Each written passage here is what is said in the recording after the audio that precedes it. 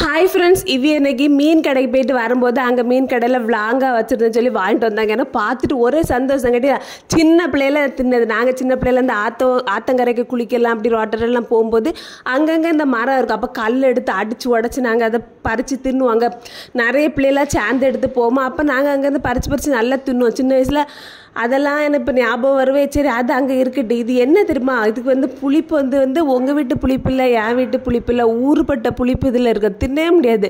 லேஸ்லலாம் நமக்கு தின்னே முடியாது. ஆனாலும் நம்ம தின்னுவோம். ஏன் தெரியுமா, அது அப்படி தான் தின்றுவோம். சரியா, இதில் நிறைய உப்பு, இந்த வத்தல் பொடியெல்லாம் போட்டு நல்லா போட்டு கிண்டி அப்படியே ஒரு கையில் வச்சு அப்படி நாங்கள் சின்ன பிள்ளைகள் நக்கிட்டே போவோம். நல்லா இருக்கும் பாரு. இப்போ அப்படி செய்ய முடியாது. நம்ம வளர்ந்துட்டோம்ல, அப்போ நம்ம மெச்சோர்டாக நடக்கணுமே சொல்லிட்டு நான் அவ்வளோத்தையும் வலிச்சு ஒரு கிண்ணியில் போட்டு அதில் கொஞ்சம் உப்பு வத்தல் பொடியெல்லாம் போட்டு நல்லா கிண்டி இருந்து தின்ன போகிறேன். லேஸ்லலாம் தின்ன முடியாது. புளிப்பு அவ்வளோ பிடிக்கும்னு சொல்லவில்லை, மட்டும்தான் விரும்பி தின்ன முடியும்.